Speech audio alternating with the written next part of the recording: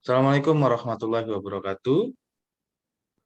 Waalaikumsalam Waalaikumsalam warahmatullahi warahmatullahi wabarakatuh. wabarakatuh. Bagaimana kabarnya, rekan-rekan mahasiswa? Alhamdulillah Alhamdulillah, baik, Pak.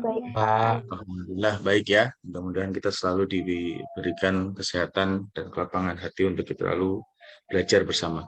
Oke, sebelum Amin. kita masuk pada materi keempat ini, kita berdoa eh, terhadap apa yang sudah kita lakukan dan apa yang akan kita pelajari. Mudah-mudahan menjadi salah satu manfaat untuk kita semua. Berdoa dimulai. Doa selesai. Oke, hari ini kita akan membahas yaitu pada mata kuliah pendidikan inklusi atau anak berkebutuhan khusus gitu ya, yaitu tentang anak berkesulitan belajar. Dan tujuan mata kuliah ini yang pertama adalah nantinya rekan-rekan mahasiswa dapat memiliki wawasan memadai tentang karakteristik dan kebutuhan pendidikan anak berkebutuhan khusus sehingga mampu memberikan layanan pendidikan dan bimbingan dan konseling bagi anak berkebutuhan khusus tentang kesulitan belajar, gitu ya. Dan saat ini Wah, saya akan mulai untuk share screen ya. Sudah terlihat? Sudah, Pak. Ya. sudah Pak. Oke, bisa terlihat semuanya ya. Ya, Oke, Bisa, Pak. rekan-rekan mahasiswa semuanya, hari ini adalah pertemuan keempat yang akan kita bahas. Yang pertama yaitu tentang anak kesulitan belajar.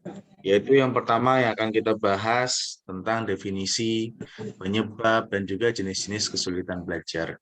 Yang kedua itu ada karakteristik anak kesulitan belajar, dan yang ketiga adalah intervensi dalam berkesulitan belajar.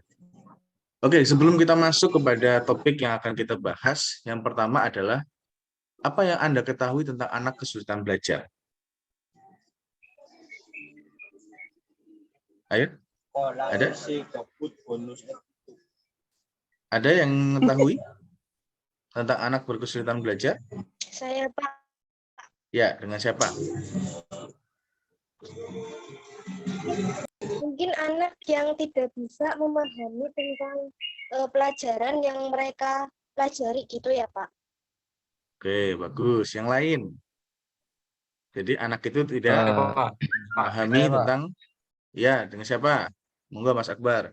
Akbar, dengan saya apabila menurut saya kesulitan belajar itu anak yang berkebutuhan khusus yang mungkin dari beberapa anak itu kita bisa mengikuti pelajaran seperti teman-temannya gitu Pak. Jadi mereka ada sedikit atau bahkan ada keterlambatan untuk menangkap pembelajaran yang diberikan oleh guru atau dosen yang bersangkutan itu. Menurut saya Pak. Ya, ya, baik, bagus sekali ya Mas Akbar dan Mbak Hani tadi ya, betul.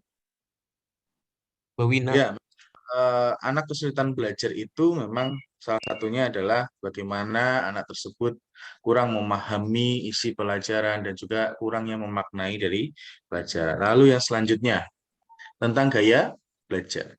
Apa yang gaya belajar yang Anda gemari saat ini? Itu ada tentang pendengaran, gitu ya, ada visual, ada juga kinestetik. Mana yang kira-kira lebih cenderung ke Anda sebagai rencana belajar yang enak itu seperti apa? Atau sambil mendengarkan lagu, atau juga suka dengan hal-hal yang visual, dan lain sebagainya. Dari hal ini, mana yang sering Anda pahami bersama tentang gaya belajar? Gaya belajar. Saya lebih suka ketika belajar sambil berkarya, Pak. Itu kayaknya lebih menyenangkan. Kinestetik ya. Ya. Nggih, Pak. Berkarya yang seperti apa, Mas Arfan? Dengan menghasilkan suatu produk maupun sesuatu yang bisa dinikmati oleh bersama-sama, Pak. Seperti Ya, karya video dan lain-lain. ya, bagus sekali. Yang lain mungkin ada? Kalau saya Pak sukanya lebih ke yang suara Pak. Jadi mendengarkan sambil mendengarkan lagu kayak gitu. Oh, senangnya sambil mendengarkan lagu ya, tapi tidak Hmm. sering mendengarkan gosip antar teman begitu. Pak. Gibah, Pak, gibah. Jadi sambil menggibah gitu, Kalau saya saya sendiri sih lebih suka yang gambar sih, Pak. di ini kan gitu. Yang lain mungkin ada yang lain? Gibah. Kalau saya Kalau sih itu saya Pak, mungkin Ya, Mbak Dina, lebih monggo. ke praktekin langsung ya Pak. Jadi kita tahu secara materi, baik teori maupun materinya, kayak gitu. Dipraktekin Jadi langsung. teorinya dapat, materinya dapat. Kira-kira itu belajar yang mana? Yang berkarya mungkin juga bisa. Kinestetik gitu ya? Oke. Iya. Jadi memang dalam gaya belajar itu penting untuk kita lebih memotivasi diri kita. Ada yang suka bergelantungan di pohon, dalam artian suka sekali duduk di atas pohon sambil mendengarkan lagu, sambil membaca gitu ya. Ada yang seperti itu. Ada juga yang kinestetik gitu ya. Tadi juga ada yang langsung dia tentang anak kesulitan belajar misalkan demikian. Dia langsung menggambarkan anak kesulitan belajar seperti apa, dan juga cara bermainnya, supaya anak itu langsung diterjemahkan dengan hal-hal yang aplikatif. Itu juga sangat baik. Ada juga yang dengan visual, ada orang yang sudah mendengarkan belajar itu melihat gurunya saja ya, atau melihat dosennya saja, gayanya seperti ini, nanti teringat semua materi-materi yang sudah disampaikan oleh dosen tersebut. Jadi memang hal tersebut banyak yang kita gemari bersama. Itulah gaya belajar yang perlu kita pahami bersama untuk memulai apa sih yang kita pahami tentang diri kita, terutama pada gaya belajar. Oke, selanjutnya kita akan masuk pada materi ya. Yang pertama itu tentang definisi di sini, yaitu tentang anak yang mengalami kesulitan dalam belajar, tugas-tugas akademiknya yang disebabkan oleh adanya ketidakfungsian sistem pensarafan yang minimal di otak atau gangguan dalam psikologis dasar, sehingga mengakibatkan terhambatnya dalam proses belajar, yang terdampak pada prestasi yang sangat rendah. Nah, disinilah mengapa anak kesulitan belajar itu perlu untuk kita dampingi bersama. Mengapa anak kesulitan belajar itu salah satunya adalah definisinya, yaitu tugas akademiknya yang disebabkan oleh ketidakfungsian saraf dan lain sebagainya. Itulah salah satu bagaimana bentuk kesulitan belajar itu menimpa pada anak-anak yang lain. Tadi juga sudah disebutkan kepada teman-teman semua bahwasanya anak kesulitan belajar itu memiliki banyak faktor, gitu ya. Nah, yang pertama kita akan melihat tentang klasifikasi kesulitan belajar. Yang pertama ada development learning disability, yaitu yang pertama dapat mempengaruhi proses penerimaan informasi dan menginterpretasikan dan merespons stimulus dari lingkungan. Nah, disinilah development learning disability itu anak-anak ini mampu menerima informasi, juga mampu menginterpretasikan dan juga merespons stimulus dari lingkungan. Dengan demikian, anak-anak yang memiliki development learning disability itu perlu adanya pengembangan potensi, sehingga anak tersebut mampu untuk mengembangkan beberapa hal tentang kesulitan belajar. Lalu yang selanjutnya itu adalah academic learning disability. Itu adalah di mana kondisi signifikan terhambatnya proses belajar membaca, menulis, dan berhitung. Jadi kalau kita pernah melihat anak-anak disgrafia, ada anak yang namanya diskalkulia, dan juga ada anak yang namanya grafia. Nah, itu beberapa hal yang perlu kita pahami bersama, bagaimana anak itu kesulitan dalam membaca, menulis, maupun menghitung. Lalu ini yang selanjutnya tentang penyebab kesulitan belajar. Yang pertama ada lingkungan. Kita biasa ya melihat beberapa hal itu tentang lingkungannya ternyata Pak yang bermasalah seperti itu. Sehingga anak-anak ini senangnya bermain, apalagi dengan gadget saat ini yang sangat mempengaruhi tentang proses belajar. Ada juga tentang faktor genetik Pak, gitu ya. Jadi memang ada beberapa faktor genetik yang ini akan menyebabkan keturunannya akan mengalami kesulitan dalam belajar. Apa sih faktor-faktor genetik itu? Yang pertama ada tentang keturunan dari orang tua. Yang pertama, bagaimana anak tersebut keturunan dari seorang bapak bisa mempengaruhi anak perempuannya. Dan begitu juga sebaliknya. Bahkan si kakek pun itu bisa mewarisi genetik tersebut kepada cucunya. Sehingga hal ini perlu sekali kita pahami bersama. Jadi sebelum menikah, rekan-rekan sekalian bila perlu itu ada tesnya. Sehingga nanti ketahuan, oh iya, ternyata saya memiliki beberapa hal yang perlu diperbaiki saat ini dan tidak perlu dikhawatirkan ketika itu semua sudah masuk kepada ranah medis begitu ya. Dan juga ada faktor organis atau biologis. Jadi memang dalam penyebab kesulitan belajar itu banyak faktor-faktor yang mempengaruhi ya, dari klasifikasinya, juga dari penyebab kesulitan belajar. Dari sini rekan-rekan ada yang ingin tanyakan?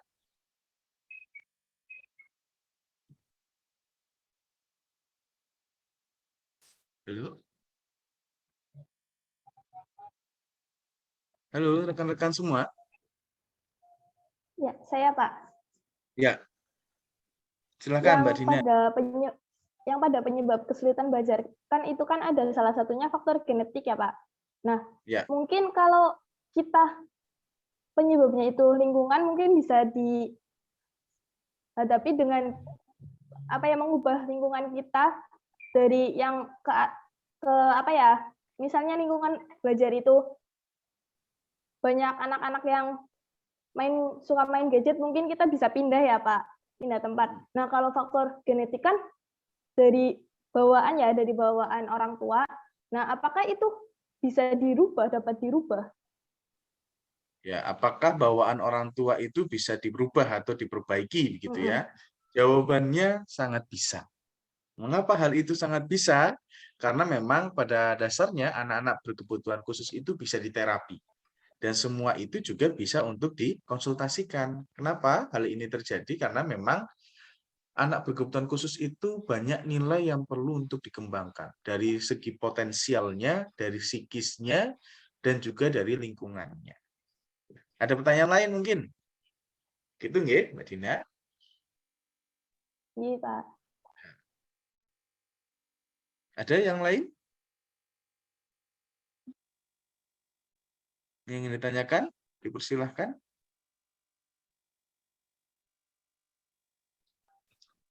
Mungkin bisa dilanjut terlebih dahulu, Pak. Dilanjut dulu. Lanjut dulu, Pak. Ya. Ya, di sini masuk kepada ranah kedua yaitu tentang karakteristik anak kesulitan belajar, gangguan membaca lisan, dan juga karakter khusus anak berkesulitan menulis. Yang pertama itu adalah karakteristik anak berkesulitan secara umum. Yang pertama, ada hiperaktif. Kita tahu semua ya, bagaimana anak hiperaktif itu ternyata memiliki gangguan belajar, sehingga mampu menyebabkan anak itu tidak konsen dalam belajarnya.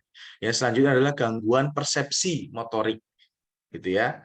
Jadi juga ada gangguan emosional, ada gangguan koordinasi, gangguan perhatian, juga impulsif, dari juga memori dan berpikir, akademik khusus, dan juga gangguan bicara dan mendengar.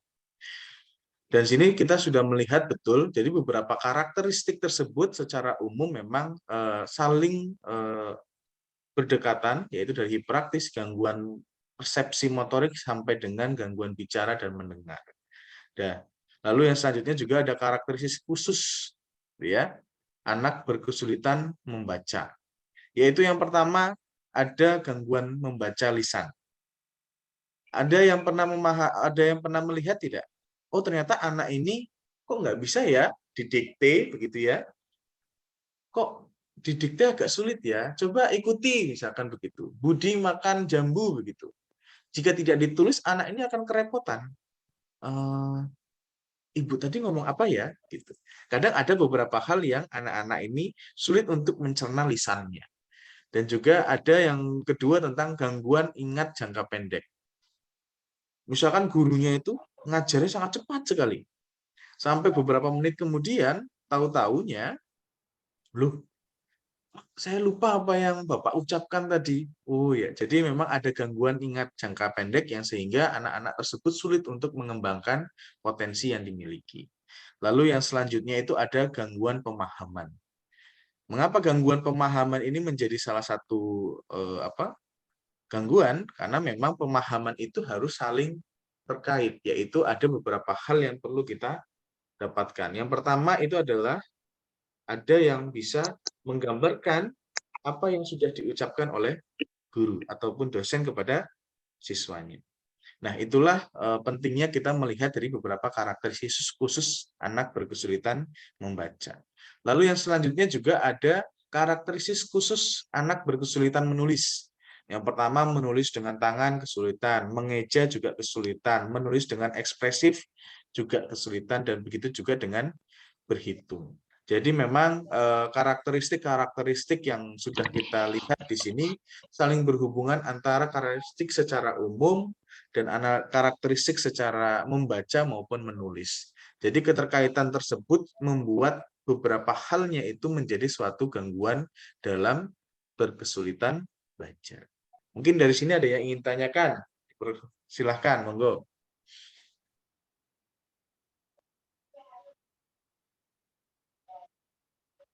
Ayo, yang lain? Mbak Tusya, Mbak Wina, Mbak Marisa, dipersilakan. Oke, izin bertanya Bapak, saya Muhammad Ya. Irfan Maulana. Ya. Ketika anak mengalami kesulitan belajar ya, biasanya kan dia sangat susah dalam memahami apa yang diucapkan oleh gurunya. Ketika kita contohnya sebagai guru ataupun pengajar ya, lebih baik menggunakan metode menulis dulu atau membaca dulu. Ada satu kutipan yang mengatakan bahwasanya kalau menulis itu kan otomatis membaca dulu. Nah, sedangkan ketika membaca belum tentu dia bisa menulis. Jadi kita kuatkan dulu yang mana Pak, membacanya atau yang menulisnya dulu. Ya. Sekian, terima kasih Pak. Ini baik untuk menjadi bahan diskusi kita bersama, yaitu menulis dulu atau membaca dulu. Kalau ada anak-anak zaman dulu itu mengatakan, Pak, telur ayam dulu atau ayam dulu, Pak? Ya. Iya. Gini kok. Ya, silakan. Mungkin rekan-rekan semua ini menjadi bahan diskusi kita bersama. Siapa yang bisa untuk menambahkan atau beberapa halnya bisa menguatkan dari jawaban Mas Arfan tadi, dari pertanyaan Mas Arfan tadi. Monggo, dipersilahkan. Izin, Pak. Ya, Mas Akbar, silakan. Ya, Pak bilang tadi sedikit apa ya? Kata Mas Arfan, gimana dulu membaca dulu apa menulis dulu gitu, Mas Arfan? Ya.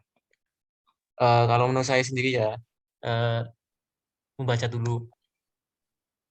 Kenapa? Dengan kita membaca, dengan kita banyak referensi, otomatis kita bisa menulis suatu karya tulis ilmiah atau bentuk penulisan yang lain. Tanpa ada membaca, kita tidak punya ide atau pikiran untuk kita menulis. Jadi menurut saya sendiri, membaca adalah yang paling utama atau poin utama sebelum kita menulis. Intinya membaca baru menulis itu. Karena dengan kita banyak membaca, otomatis kita menulis gitu. Banyak kok macam-macam penulis yang membaca dari cerita orang lain sehingga dia menjadi penulis yang hebat. Menurut saya pribadi itu Mas Afan dan Pak Jati. Ya, bagus sekali. Oke, mungkin ada teman yang lain mau menerjemahkan lagi? Ingin membantu Ya, jawaban? itu ya. Ya, wis. Ya, monggo Mbak Dina. Pendapat, ayo. Siapa dulu? Dengan siapa? Oke, Mbak Dina dulu. Dina dulu ya, Ya. nggak apa-apa. Siapa Mbak Dina dulu apa saya dulu? Mbak Wina dulu nggak apa-apa. Saya dulu. Ya, monggo Mbak Vina. Kalau saya jawabannya berbeda sama Mas Akbar. Ini kan kaitannya dengan belajar anak ya. Kalau menurut saya, mungkin menulis dulu baru membaca. Soalnya kalau kita menulis kan sudah pasti sambil mengeja, ya kan?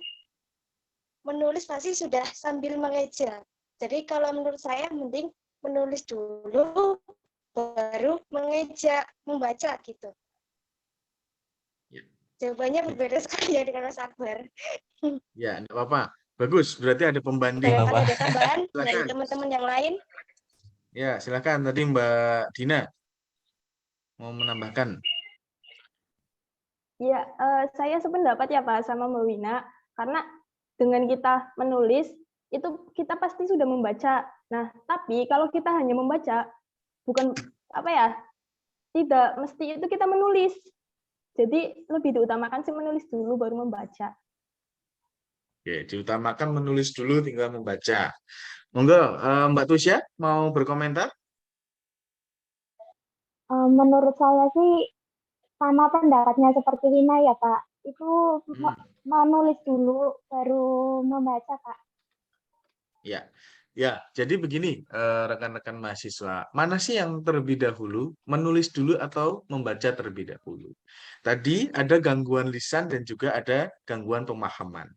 Jadi betul yang dikatakan Mbak Wina tadi, yang distimulus oleh Mbak Wina, bahwasanya kita harus memulai untuk belajar menulis atau mengenal huruf terlebih dahulu. Mengapa demikian? Karena beberapa anak-anak tersebut biasanya hanya mengenal apa yang dikatakan oleh orang lain. Sehingga dia sulit untuk menerima bagaimana sih nantinya akan menjadi bentuk katanya seperti apa, hurufnya bagaimana. Sehingga lebih memadainya adalah ketika anak itu sudah mulai untuk mengenal huruf dan mampu untuk merangkai kata sehingga mampu merangkai kalimat yang bisa untuk diucapkan sangat baik. Itu ya. Oke, dari sini kita bisa pahami bersama ya tentang sebetulnya apa sih yang kita pahami tentang anak berkesulitan belajar. Dan dari apa yang sudah kita pelajari bersama tentang bagaimana sejujurnya anak berkesulitan belajar dan lain sebagainya. Siapa yang bisa untuk menyimpulkan dari anak berkesulitan belajar itu seperti apa sih? Monggo, salah satu.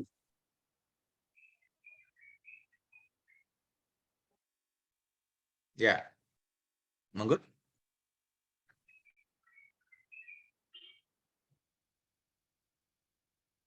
Halo?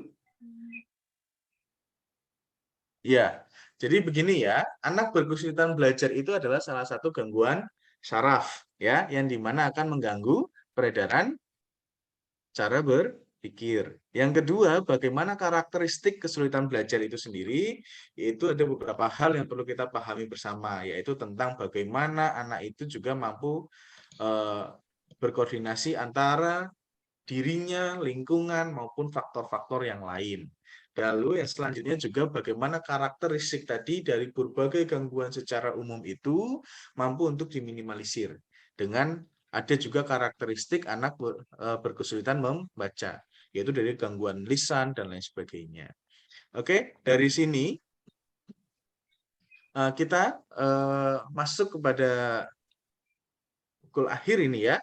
Dan saya berharap dari rekan-rekan semua, kita bisa untuk observasi langsung ke sekolah. Sebetulnya bagaimana sih anak berkesulitan belajar di sekolah.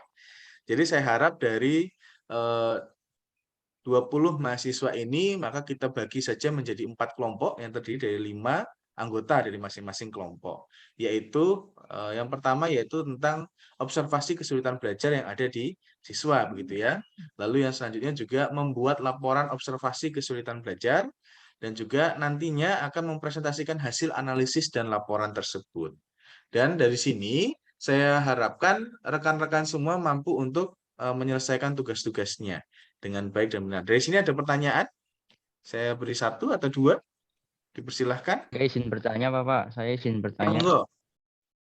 Mas Afwan. Untuk pengerjaannya itu dilakukan dalam tenggang waktu berapa, Pak? Ya. Oke, dalam observasi itu pertemuan berikutnya itu observasi ke sekolah, gitu ya. Nanti surat observasi bisa diminta kepada TU. Dan untuk masalah membuat laporan ini diberi waktu juga 1 minggu berikutnya. Jadi minggu berikutnya lagi atau minggu ketiga setelah ini adalah mempresentasikan hasil analisis laporan, gitu ya. Oke, gitu, Pak. Nanti untuk template dan lain Saya, Pak. sebagainya nanti saya akan share. Oke, silakan Mas Akbar. Saya, Pak. Ya, Mas Ini Akbar. kan kita ke sekolahan ya, Pak. Otomatis kita harus punya planning mau di sekolah mana. Apakah dari pihak kampus menyediakan tempat untuk observasi atau kita cari tempat sendiri untuk observasi kita, Pak? Kita Ya. pilih tempatnya sendiri atau dari kampus menentukan itu, Pak? Boleh memilih sendiri, tapi lebih variatif itu lebih baik. Misalkan ini kan ada di 4 kelompok ya. Ini bisa di SD, SMP, SMA atau SMK, dan bila perlu ada yang di SLB. Sehingga variatif tadi mampu untuk mengembangkan beberapa hal tentang materi tersebut. Bagaimana anak kesulitan belajar di SD, SMP gitu ya, SMA atau SMK, SMP atau MTS gitu ya, dan juga SLB. Gitu ya.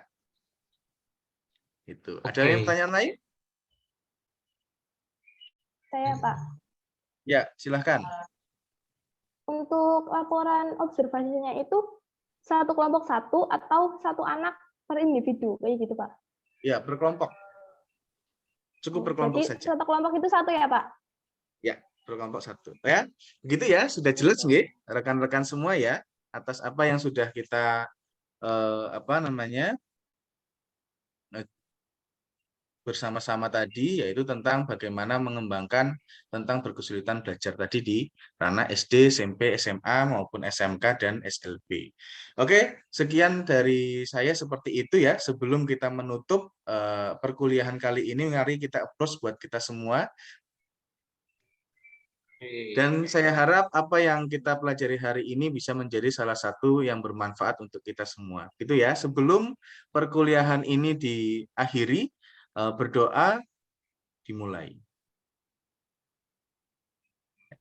Berdoa selesai.